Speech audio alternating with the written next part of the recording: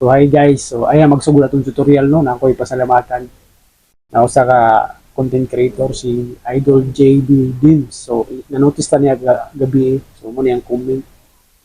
So Idol JB Dims, salamat kayo sa pag-notice sa paggamay ra akong followers. Notice gyapon ko nimo nag-comment sa akong post. So salamat. So ito yung tutorial kung paano ito gawin. Yung parang lumabas yung kamay natin sa cellphone. So unang first step natin ay gawa tayo ng video. Acting lang tayo na parang lumabas yung ating kamay. Yan. Tapos sunod, download tayo ng picture ng cellphone.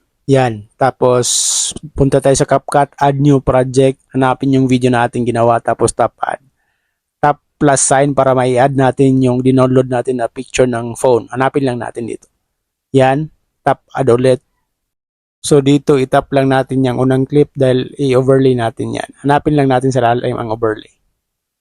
Yan. Pag na-overlay na yan, nasa ilalim na yan. Tapos i-adjust lang natin para mapantay siya sa unang clip. Yan. Tapos i-adjust lang natin, touch lang natin yung screen para maganda tignan. Yan. Tapos balik tayo, tap natin yung nasa ibabaw para matap natin yung in-overlay natin na clip. Tapos mag-remove background tayo dito. Chroma key. I-touch lang natin yung nasa gitna na dot. I-ko natin sa green. Yan. Tapos adjust lang natin yung mga lato-lato dito sa ilalim. Kapag malinis na tignan, tap na yan, check sa ibabaw. Tapos tap natin yung nasa ibabaw na clip, tapos i-adjust lang natin para maganda tignan. So dito, play lang natin, tignan natin kung lumabas ba yung kamay.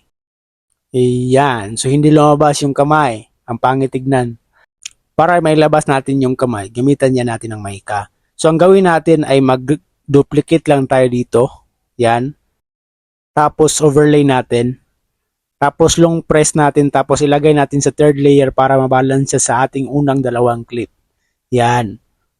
So sa puntong ito, mag-remove background naman tayo. Tap natin yung third clip, tapos hanapin nyo natin yung remove background. Tapos chroma key, tapos ilagay lang natin sa green. Kung hindi naka-plain green ang yung background, mag-costume removal ka. Tapos adjust lang natin yung mga lato-lato sa ilalim. Pag okay na, tap check sa ibabaw. Tapos, yan, ang pangit tignan. So, lumabas yung aking paa. So, hanapin natin yung mask para mawala yan. Yan. Tapos, click yung horizontal. Tapos, adjust natin. Yan.